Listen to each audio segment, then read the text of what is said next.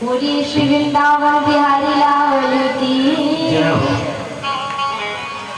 तो श्री सुखदेव जी महाराज ने परीक्षित को श्रवण पाठ कराया है श्री सती चरित्र। उसके पश्चात जो मनु महाराज के 2 पुत्र थे उनके बारे में बताया। चौथे स्कंद के 8वें अध्याय के 7वें श्लोक में लिखा कि प्रिय व्रतोत्तान पादौ शतरूपापति सुतौ वासुदेवस्य कलया रक्षायाम जगत स्थितौ। वासुदेव की कला श्री मनु महाराज के 2 पुत्र हुए। प्रिय व्रत और उत्तान पाद प्रसंग बहुत सुंदर है। सबसे पहले उत्तान पाद की 2 पत्नियां सुरुचि और सुनीति हैं, लेकिन सुरुचि से अधिक प्रेम करते हैं, सुनीति का अपमान करते हैं उत्तान पाद। सुनीति सोचती है कि कोई बात नहीं, सुरुचि ने मेरा अपमान कर दिया, कोई बात नहीं। सुरुचि बार बार अपमानित करती है सुनीति को। लेकिन एक दिन क्या हुआ कि पति बैठे थे, तब सुरुचि ने सुनीति का अपमान किया। आज सुनीति ने जब देखा कि पति के सामने अपमान हुआ है, अगर पति मुझसे स्वामी मुझसे इतना सा भी प्रेम करते तो शायद मेरे पक्ष में कुछ तो बोलते। अब उनको मेरी जरूरत नहीं, इसलिए छोड़कर घर छोड़ करके और अपने पुत्र दुर्ग को साथ लेकर के कुछ दूरी पर गांव के बाहर कुटिया बनाकर रहने लगी। चाहती है कि मैं अपने पुत्र को यशस्वी तपस्वी तेजस्वी बनाऊं। और वास्तव में भक्तों हर माँ यही चाहती है, हर माँ यही चाहने लगे कि मैं अपने पुत्र को यशस्वी तेजस्वी तपस्वी बनाऊं। क्योंकि माँ चाहे तो बेटे को संतान लायक बना दे और माँ चाहे तो नालायक बना दे। इसीलिए कहा कि अच्छे संस्कार अपने बच्चों को दे, संस्कारवान बच्चों को बनाए, ताकि आपसे संस्कार पाकर के आप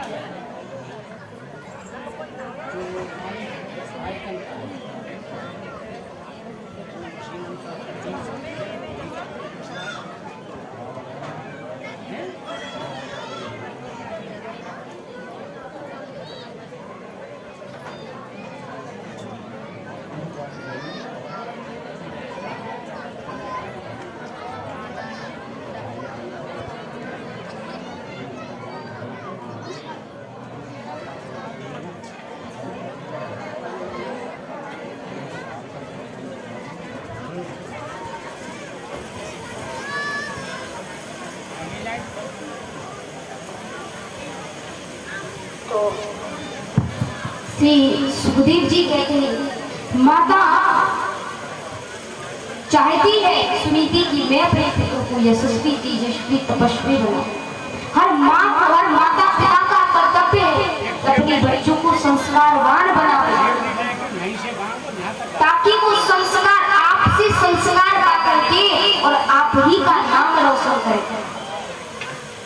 क्योंकि आप जो अच्छे संस्कार दोगी वो संतान आपका नाम रोशन करेगी आगे जाकर। इसलिए सुनीति माँ जहाँ पर सत्संग में जाती, पुत्र को लेकर जाती, संत मिलते प्रणाम करती, तो इस तरह ध्रुव थोड़े बड़े हुए 5 वर्ष की अवस्था है। एक दिन जो सुरुचि का पुत्र है उत्तम, उसको पिता की गोद में बैठे देखा तो ध्रुव का मन हुआ कि क्यों ना मैं भी पिता की गोद में बैठूं। हाँ, हर किसी का मन होता है, बच्चे का ज्यादातर मन होता है, इच्छा हुई मैं भी पिता की गोद में बैठूं, मुझे भी पिता गोद में। तो पिता राजा उत्तान पाद के पास गए। उत्तान पाद ने जैसे ही हाथ फैलाए थे पुत्र ध्रुव को गोद में लेने के लिए, लेकिन उसी समय सुरुचि आ गई। हाँ, सुरुचि आ गई और सुरुचि ने फटकारा, पुत्र ध्रुव को फटकारती है,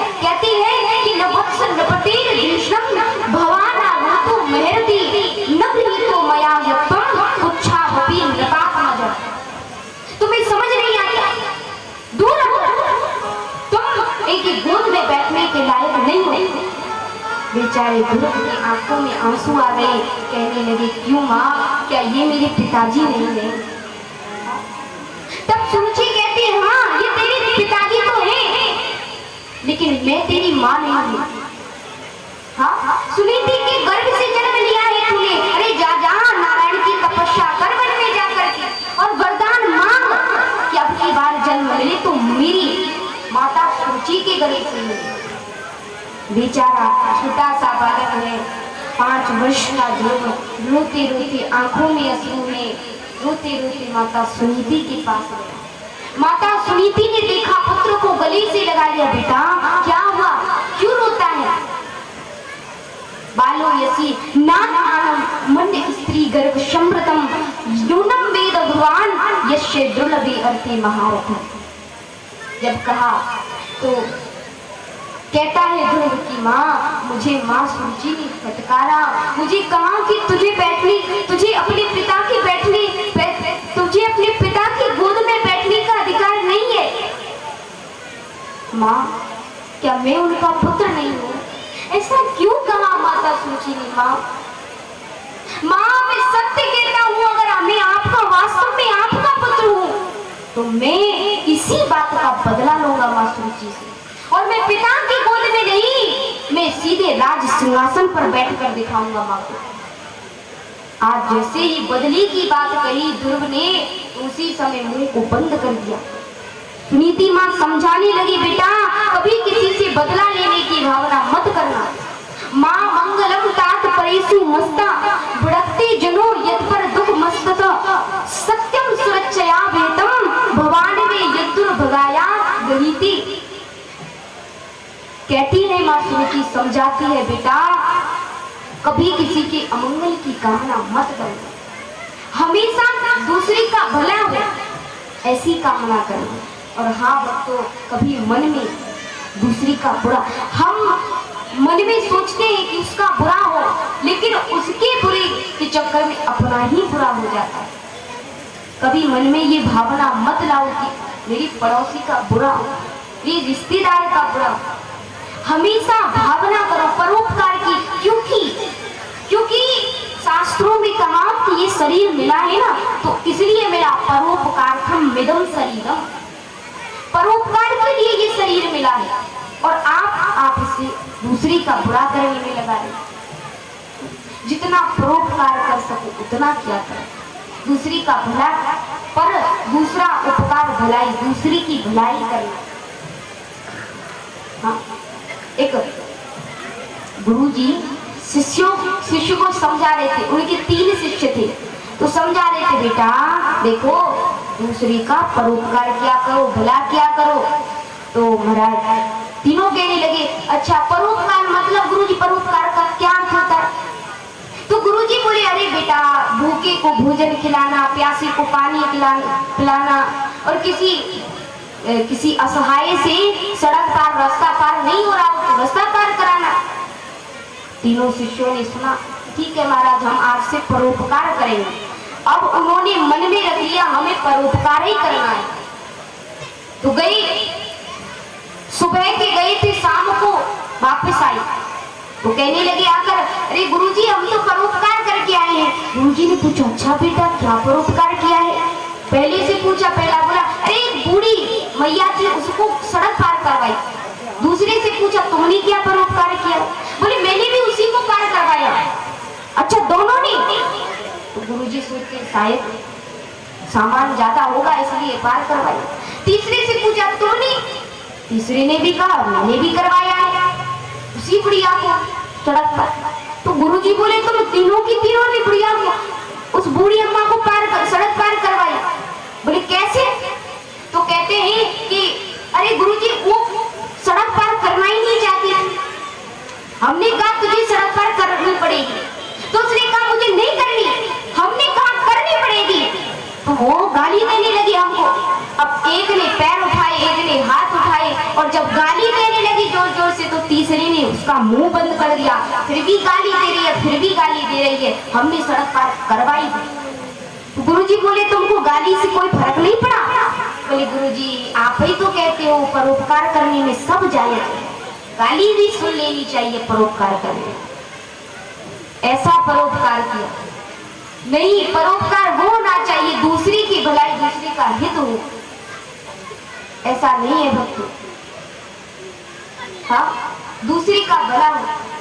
महात्मा गांधी एक बार कहीं जल्दी जल्दी में जा रहे थे, तो गाड़ी में बैठे तो एक जूता उनका गिर गया, गिरा तो एक जूता पैर में रह गया। पास में जो ड्राइवर था उसने कहा कि गांधी जी आपका दूसरा जूता कहाँ? बोले गिर गया। तो दूसरा जूता जो एक जूता रह गया था पैर में, उसे उठाया और उसे पटक दिया नीचे। बोले महात्मा गांधी जी ये क्या कर रहे हो आप? बोले अरे तुम नहीं जानते, अरे एक जूता गिरा और एक जूता मेरे पैर में, तो वो अगर मैं इस जूते को नहीं डालता तो न ये जूता मेरे काम आता, न वो कोई और के काम आता। इसलिए कम से कम मैंने दूसरा जूता भी डाल दिया, तो किसी को मिलेंगे तो दोनों ही तो मिलेंगे। इसीलिए हमेशा दूसरी की भलाई सोचो। हमारी वजह से किसी का भला हो जाएगा तो क्या फर्क पड़ जाएगा, घर थोड़े ही जाएंगे हम। हमेशा यही विचार करो, हाँ? हमेशा कभी किसी का बुरा मत करो। बेटा सुनीति कहती है दुर्ग से, बेटा तुम्हारी माता सुची ने अपमान कर दिया तो क्या हुआ? हाँ? कोई बात नहीं, अपमान ही तो किया है, कोई बात नहीं बेटा, बदले की भावना मन में मत लाओ, बदले की भावना मन में मत लाओ। महात्मा गांधी क्या कहते पता है आपको? महात्मा गांधी कहते थे कोई आपके एक गाल पे थप्पड़ देना तो दूसरा गाल सामने क्या करो। हाँ, लेकिन कभी किसी के बदले की भावना किसी के मन में नहीं आनी चाहिए। तो ऐसी माता सुनीति समझा रही है, और इससे बढ़िया और क्या मार्गदर्शन किया है तुम्हारी माता सुची ने? कहा है कि वन में जाकर तपस्या करो, और बेटा पुत्रवती जुबती जग सोई, रघुपति प्रिय भगत, रघुपति भगत जासु सुत होई। जिसका पुत्र रघुपति के चरणों का प्रेम हो जाए, परमात्मा के चरणों का प्रेम हो जाए, उसी जीवन में क्या चाहिए? अभी मैं तो कहती हूँ कि काल करे सो आज कर, आज करे सो अब। तुम कल वन में जाओ तो आज चले जाओ, आज जाओ तो अभी चले जाओ। माता मुझे भगवान कहाँ मिलेंगे? अरे बेटा कैसी बात करता है? माँ सुनीति कहती है बेटा भगवान तो सर्वत्र है। हाँ भक्तों, भगवान सभी जगह है। ऐसा स्थान कहाँ है? देश काल दिस विदसी माही, कहूँ सो कहाँ जहाँ प्रभु ना। ऐसा कौन सा स्थान है जहाँ प्रभु ना हो? तुमिको सर्वलोका नाम निवास स्थान उत्तमम तवापि सर्वभूतानि निवास सदनानि। अध्यात्म रामायण में लिखा है भगवान सब जगह है। ऐसा स्थान कहाँ है जहाँ भगवान न हो? लेकिन हमारी ये भ्रमणा हम भूल करते हैं। हम सोचते हैं यहाँ भगवान नहीं है, यहाँ भगवान नहीं है, लेकिन भगवान सब जगह है। हाँ, भगवान बस प्रेम से प्रकट हुई नहीं जाना, वो प्रेम से प्रकट होता है। अच्छा मैं आपसे पूछूं भगवान कहाँ है? बोलो भगवान कहाँ है? भगवान कहाँ है? भगवान यहाँ है। एक संत जी कथा सुना रहे थे, तो एक मैया से पूछी, तो श्रोताओं से पूछा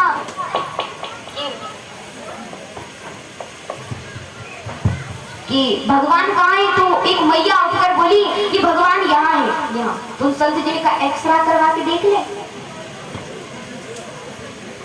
हाँ, एक्सरे में सब कुछ आ जाता है ना, क्या है? तो भगवान अवश्य आ जाएंगे, होंगे नहीं भक्तों, ऐसा नहीं है आपने कह दिया होंगे नहीं। भगवान तो सब जगह है, लेकिन हमारे विश्वास करने की जरूरत है। मंत्र जाप मम दृढ़ विश्वास। एक मैया रोज कथा सुनने जाती, और कथा सुनकर एक दिन आई तो पति बोला अच्छा क्या सुना कथा में? मैया बोली अरे मैं सुनकर आई हूँ कि भगवान सब जगह रहते।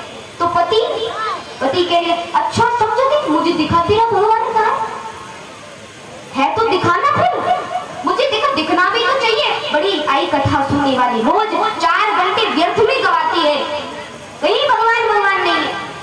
तो उसी के अगले दिन बेचारी मैया चुप पड़ गई। तो उसी के अगले दिन क्या हुआ कि उसी के अगले दिन उस मैया के पति के सर में बहुत तेज दर्द होने लगा, जोर से दर्द अब दुखता है। तो पत्नी से कहा रही, सुनती हो, जल्दी से डॉक्टर साहब को फोन लगाओ, मेरे सर में बहुत दर्द हो रहा है, सर दर्द के मारे फटा जा रहा है। उस समय कहा तो मैया ने बात को टाल दिया, मैया ने बात को टाला। अब पति जो था बड़ा ही विचलित, कहने लगा, अरे जल्दी से फोन लगाओ, लगाया कि नहीं? तो अब वो काम धंधा, पत्नी तो लगी अपने काम धंधे में।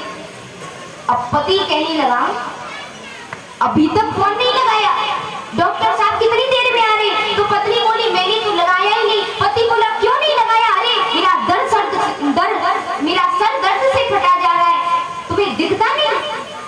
तो पत्नी बोली, स्वामी जी आपके सर में दर्द कहाँ हो रहा है?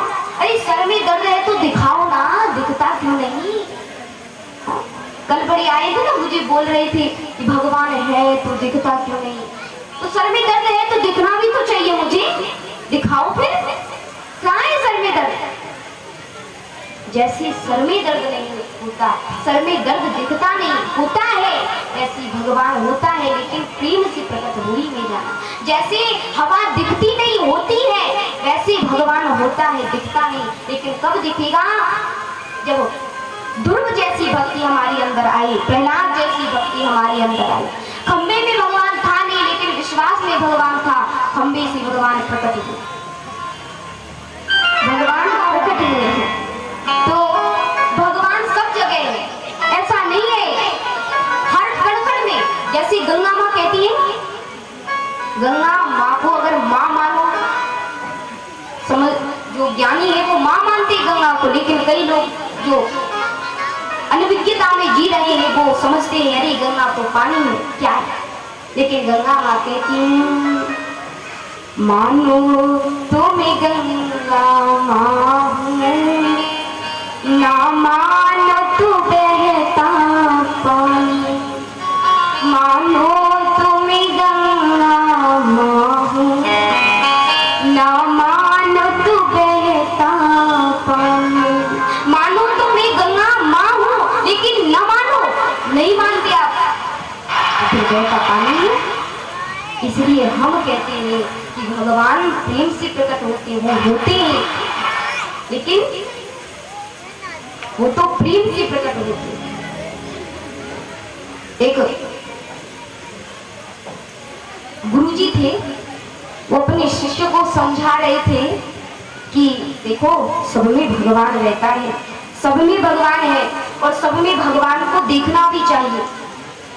हाँ, सब में भगवान रहता है, हमारे अंदर भगवान है, तुम्हारे अंदर भगवान है, सब जगह भगवान है। तो अब शिष्य ने इसी बात को हृदय में रख लिया, यहाँ भगवान, वहाँ भगवान, सब जगह भगवान है। उसने ऐसा रखा, अब उनको ब्रह्म ज्ञानी बोलने लगे सब कि भाई इनको सब जगह भगवान दिखता है। तो एक बार वही शिष्य ब्रह्म ज्ञानी जी रास्ते में चल रहे थे, तो एक महावत पर बैठा, एक महावत हाथी पर महावत बैठा था। अब उस जो हाथी था उसका बैलेंस बिगड़ गया। अब महावत जो हाथी के ऊपर बैठा वो जोर जोर से चिल्ला रहा है, अरे सामने से हट जाओ। रास्ते पर जो लोग चल रहे थे उन सबसे कह रहा है महावत, अरे रास्ते से हट जाओ, मेरा हाथी मार देगा, अरे उठाकर फेंक देगा, हट जाओ। अब जो समझदार थे वो तो हट गए, कहने लगे कि हाथी आ रहा। अब जो ब्रह्मज्ञानी जी रास्ते में चल रहे हैं और उनसे कहा, अरे हट जाओ रास्ते से, हाथी मार देगा, हाथी छाड़ देगा।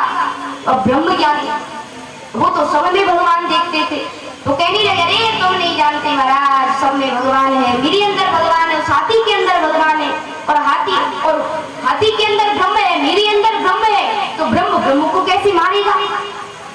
तो लोगों ने कहा, अरे ब्रह्मज्ञानी जी अभी के लिए प्रवचन छोड़ो, अभी तो रास्ते से हट जाओ। इतना समझाया लेकिन ब्रह्मज्ञानी जी तो माने ही नहीं, बोले सब में ब्रह्म है, सब में ब्रह्म है। अब आया हाथी हाथी और सूंड में ऐसा लपेटा जो इतनी दूर पटका बेचारे की कमर टूट गई। और ब्रह्म ज्ञानी जी गए जब गुरु जी को पता चला शिष्य की चोट लगी, तो गुरु जी पहुंच गए। अब गुरु जी पहुंचे तो कहा, तेरे बेटा ये तुम्हारी हालत कैसी हुई? तो कहता है, महाराज क्या करूं, कुसंग से नहीं सत्संग से हुई। बोले आप ही तो कहते थे कि ब्रह्म है, सब में ब्रह्म है। हमने सोचा कि हाथी में ब्रह्म है, हम में भी ब्रह्म है, और ब्रह्म को कैसे मारेगा?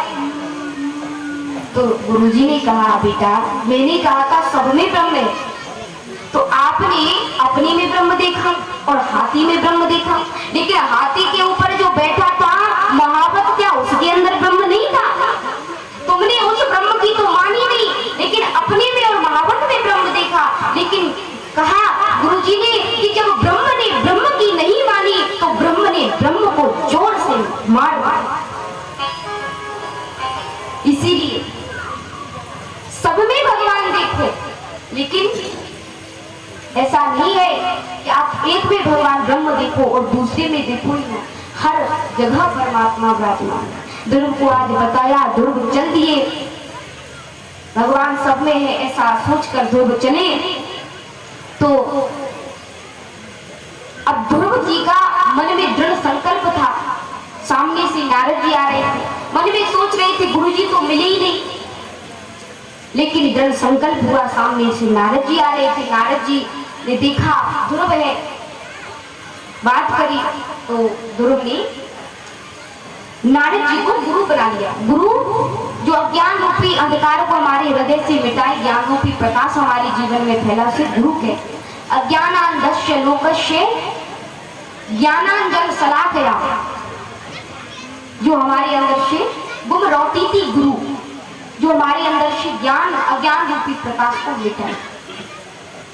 और गुरु जीवन में होना चाहिए, और नहीं मिला तो स्वयं अपने इष्ट को गुरु बनाओ। इसलिए नारद जी को गुरु बनाया। संक्षिप्त में कथा हो रही है क्योंकि समय का अभाव है, लेकिन क्या करें संक्षिप्त में। सुखदेव जी कह रहे हैं कि ध्रुव ने नारद जी को गुरु बनाया, पहुंच गए वन में जाकर बड़ी प्रेम से तपस्या की, भगवान की प्राप्ति करना उनका ध्येय बन गया था, भगवान की प्राप्ति करनी ही थी। और जब भगवान को मन में रख करके बड़ी तपस्या की ध्रुव ने, तो आखिर में ये परम स्वरूप भगवान के दर्शन बालक ध्रुव को छोटी सी अवस्था में प्रभु के दर्शन कर लिए बालक ध्रुव ने। बोलिए भक्तवत्सल भगवान की। भगवान कहते कोई कुछ मांगो, ध्रुव कहता नहीं मांगूंगा, मुझे कुछ नहीं चाहिए। भगवान ने धर्मो अग्नि कश्यप शुक्रो मुनयो ये वनोक से चरंती दक्षिणी कृत्य ब्रह्मंतो यत् सताका। प्रभु ने ध्रुव लोक दिया, ध्रुव को कृपा करी, अंतर ध्यान हुए। आगे ध्रुव के पुत्र हुए हैं उत्कल, उत्कल के पुत्र हुए हैं अंग, अंग के पुत्र हुए हैं वीन, और वीन के पुत्र हुए महाराज पृथु, पृथु के अंतर ध्यान के हविर्दान, हविर्दान के पुत्र हुए हैं प्राचीन। वही मैत्रेय मुनि ने सुना, बड़े आनंदित हुए। मैत्रेय मुनि सुनाते विदुर जी बड़े आनंदित हुए। आगे ऋषभदेव जी महाराज की कथा सुनी सुखदेव जी से, सुखदेव जी ने सुनाई परीक्षित महाराज को। इसके पश्चात में प्रेम से अजामिल की कथा का वर्णन किया, और अजामिल की कथा का वर्णन करके नरकों का वर्णन किया। फिर प्रहलाद चरित्र का वर्णन किया है, और इतने सुंदर चरित्रों को श्रवण किया है। परीक्षित महाराज ने अपने आप को धन्य मानने लगे। इसके पश्चात एक गजेंद्र नाम का हाथी अपनी पत्नियों के साथ में गया है।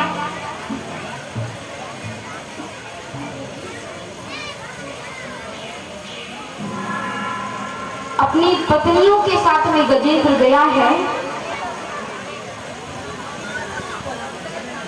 अपनी पत्नियों के साथ में गजेंद्र गया है। उसे तो गजेंद्र को आज पता चला, पत्नियों ने जब ब्राह्मण ने सरोवर में पैर खींचा तो उन्हें पता चला कि संसार में कोई अपना नहीं है। भगवान ने कृपा की गजेंद्र पर। श्री सुखदेव जी महाराज कहते हैं